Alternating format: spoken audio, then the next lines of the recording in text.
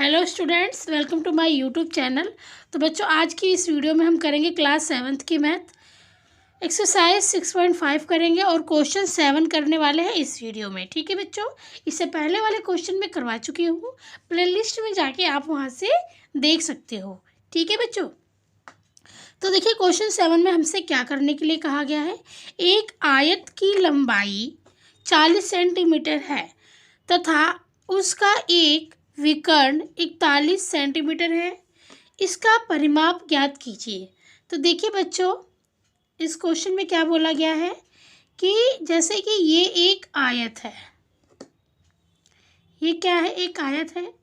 अब जैसा कि आप जानते हो कि आयत की जो ये आमने सामने की भुजा होती है, आमने सामने की जो लंबाई चौड़ाई होती है वो क्या होती है, बराबर होती है। ठीक है, अगर ये 10 है तो ये भी 10 होगा, अगर ये 4 है तो ये भी 4 होगा। मतलब लंबाई और चौड़ाई आमने सामने बराबर होती है। ठीक है, तो ये हमारा ए, ये हमारा बी और ये हमारा सी और ये हमारा डी हो गया। ओके, और विकर्ण, और क्या बोला, उसका एक विकर्ण, ये एक विकर्ण है जो कितना है, 41 सेंटीमीटर है। ठीक है बच्चों, इतना समझ में आया आपको। अब आपको ये भी पता होगा कि आयत के जो प्रत्येक कोण होते हैं ना, यहाँ पे ये 90 डिग्री का कोण यहाँ पर बनता है। ठीक है, यहाँ पर क्या बनता है, 90 डिग्री का। जैसे 90 आयत के प्रत्येक जो एक कॉर्नर होते हैं ना, कॉर्नर, यहाँ पे क्या होता है, 90 डिग्री का कोण बनता है। ठीक है, प्रत्येक कोने पे, चारों कोनों पे 90 डिग्री का कोण बनता है। यहाँ पर जैसे यहाँ पर और यहाँ पर 90 डिग्री का कोण बनता है। ठीक है, आयत की लंबाई कितनी दी गई है हमें, 40 सेंटीमीटर। ये आयत की लंबाई कितनी है बच्चों, 40 सेंटीमीटर। तो जब ये 40 है तो ये भी क्या होगा, ये भी 40 होगा, है ना। जब ये 40 है तो ये भी 40 सेंटीमीटर होगा, क्योंकि इसमें आमने सामने की भुजा क्या होती है, बराबर होती है। ठीक है, तो आप देखिए इसमें हम इस विकर्ण की वजह से, ऐसी विकर्ण की वजह से हमारा ये ट्रायंगल बन गया, है ना। ये हमारा ट्रायंगल बन गया, त्रिभुज बन गया। कौन सा त्रिभुज बन गया, समकोण त्रिभुज बन गया, क्योंकि यहाँ पर ये 90 डिग्री का एंगल बन रहा है ना, 90 डिग्री का कोण बन रहा है ना यहाँ पे, तो ये हमारा समकोण त्रिभुज बन गया।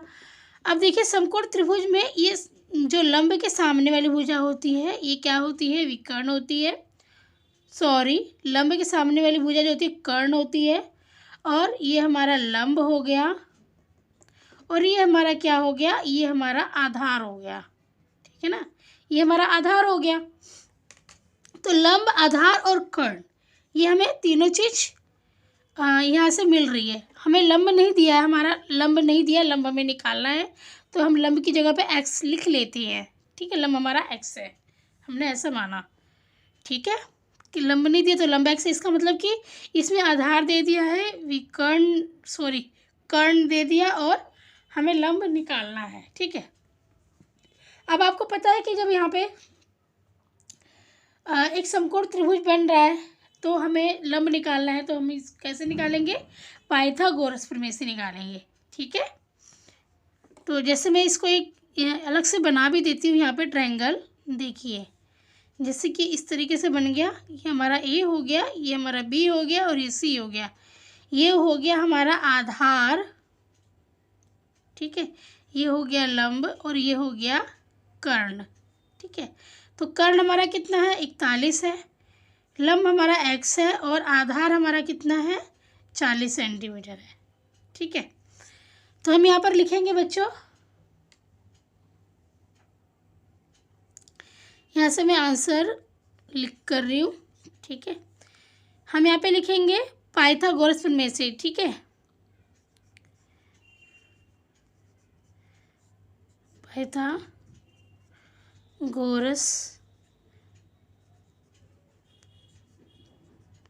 प्रमेय से क्या, पाइथागोरस प्रमेय है हमारा, कर्ण का स्क्वायर बराबर आधार का स्क्वायर प्लस लंब का स्क्वायर। अब आपको पता है कि हमें लंब निकालना है, और लंब हमारा इस साइड है ना। लंब हमारा क्या है, राइट में है। ये लेफ्ट हो गया, राइट हो गया। तो हम लंब को क्या करेंगे, हमें लंब निकालना है ना जो हमारा इस साइड आ रहा है, तो हम इसको इस साइड लिख लेंगे और इस कर्ण को इस साइड लिख लेंगे, ठीक है। तो हमें ज़्यादा इजी होगा। तो इसने हमने ये पूरा है ना, हमने इधर लिख लिया, लेफ्ट में लिख लिया, आधार का स्क्वायर, ये आधार है बच्चों, और प्लस लंब का स्क्वायर बराबर कर्ण का स्क्वायर, ठीक है। अब आधार हमारा कितना है, देखिए 40 सेंटीमीटर है, आधार हमारा कितना है 40, ओके। और हमारा लंब कितना है, लंब नहीं है तो लंब का हमने x माना था लंब को, तो x का स्क्वायर कर दिया। और कर्ण कितना है 41 सेंटीमीटर है, 41 का स्क्वायर कर दिया हमने, ठीक है। अब 40 को अगर आप 40 से गुणा करोगे, ठीक है, अगर आप 40 को 40 से गुणा करोगे तो आपका आएगा 1600, ठीक है। प्लस x को x से गुणा करोगे तो x स्क्वायर आ जाएगा, बराबर में 41 को अगर 41 से आप गुणा करते हो, करके देख लेते हैं, एक एकम एक, एक चौक चार, चार एकम चार, चार चौक 16, एक, चार और चार 8, 6 और 1 कितना आ गया यहाँ पे हमारा 1681, 1681, 1681 हमारा आ गया। तो अब बच्चे हम क्या करेंगे, एक मिनट मैं इसको इरेज कर देती हूँ, ठीक है। अब हम क्या करेंगे, इस एक्स स्क्वायर को तो यहीं रहने देंगे क्योंकि हमें यही निकालना है, इसको हम राइट में लेके जाएंगे बराबर के उस साइड, तो एक्स स्क्वायर को हम यहीं छोड़ देंगे, बराबर में 1681 में से हमने 1600 माइनस कर दिया बच्चों, तो हमारा कितना बचेगा, हमारा बचेगा 81, ठीक है। हमारा कितना बचेगा 81 बचेगा हमारा, है ना, हमारे यहाँ पे 81 बचेगा। अब हम यहाँ से स्क्वायर हटाएंगे तो ये स्क्वायर यहाँ पे वर्गमूल, ये वर्ग है ना, स्क्वायर का मतलब क्या होता है, एक्स का वर्ग, ठीक है। अब ये वर्ग इधर से हटेगा तो इधर आके राइट में आके वर्गमूल बन जाता है, वर्ग यहाँ से हटता है लेफ्ट से तो राइट में आके वो वर्गमूल बन जाता है, ठीक है। अब जब हम इसे वर्गमूल में से निकालेंगे तो ये हमारा 9 हो जाएगा, क्योंकि 9 का जब हम वर्ग करते हैं तो 9 गुणे 9, 9 ने 81 हो जाता है ना। 9 का जब हम वर्ग करते हैं 9 गुणे 9 तो 9 ने 81 हो जाता है। फिर जब हम इसे वर्गमूल में से जब बाहर करेंगे तो हम इस पेयर का एक 9 लिख देंगे, एक सिंगल लिख देंगे, ठीक है। तो 81 का क्या हो गया 9 सेंटीमीटर हो गया हमारा, ठीक है, 9 सेंटीमीटर हो गया।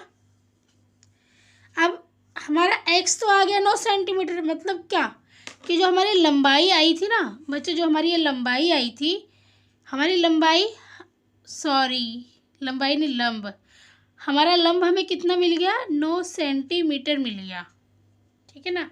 लंब हमें कितना मिल गया बच्चों 9 सेंटीमीटर मिल गया, है ना, लंब हमें 9 सेंटीमीटर मिल गया, ये लंब हमें 9 सेंटीमीटर मिल गया, ठीक है। तो अब देखिए, अब हमें क्या निकालना है, इसमें क्या बोला, इसका परिमाप ज्ञात कीजिए। अब हमें इसका परिमाप भी ज्ञात करना है, तो अब हम परिमाप ज्ञात करेंगे, ठीक है। तो हम यहाँ पे लिखेंगे आयत का परिमाप, आयत का परिमाप का, अब आपको फार्मूला याद होना चाहिए कि आयत का परिमाप कैसे निकालते हैं। आयत का परिमाप का फार्मूला होता है बच्चों 2 ब्रैकेट में लंबाई जमा चौड़ाई, कितना होता है लंबाई जमा चौड़ाई, तो 2 हमने ब्रैकेट में ऐसे ही लिख दिया, ब्रैकेट के बाहर लंबाई हमारी कितनी आई है 9 और चौड़ाई हमारी कितनी थी 41, सॉरी चौड़ाई हमारी कितनी थी 40 थी, ठीक है। हमारी लंबाई आ गई 9 सेंटीमीटर, ये आया ना 9 सेंटीमीटर हमारा, और हमारी चौड़ाई कितनी थी 40 सेंटीमीटर थी, ठीक है। अब 9 40 और 9 को हमने जब प्लस कर दिया तो हमारा यहाँ पे कितना आया, 49 आ गया। ठीक है, अब इन दोनों को जब यहाँ पे कोई माइनस प्लस का निशान नहीं है तो इसका मतलब है गुणा, इन दोनों में गुणा होगी। तो जब इसको आप इससे गुणा करोगे ना, इसको मैं ब्रैकेट से बाहर ही निकाल लेती हूँ। ठीक है, अब इसको इससे गुणा करोगे तो आपका कितना आएगा, देखो 2 निम 18 का 8, हासिल 1, 2 चौक 8 और 1 9, कितना आ गया, 98 सेंटीमीटर आ गया। तो आयत का परिमाप कितना आया बच्चों, 98 सेंटीमीटर आ गया। तो यही आपका आंसर है। ठीक है बच्चों, यही आपका आंसर है। ठीक है, तो ये हमारा क्वेश्चन 7 कंप्लीट हो गया। क्वेश्चन 7 कंप्लीट हो गया। वीडियो अगर अच्छी लगी है, क्वेश्चन समझ में आया है तो प्लीज़ लाइक कीजिए वीडियो को। ठीक है, और अगर चैनल पे नए हैं तो सब्सक्राइब कर लीजिए बेटा, ताकि जब भी नई वीडियो अपलोड होती है तो सबसे पहले आपके पास नोटिफिकेशन पहुंच जाए।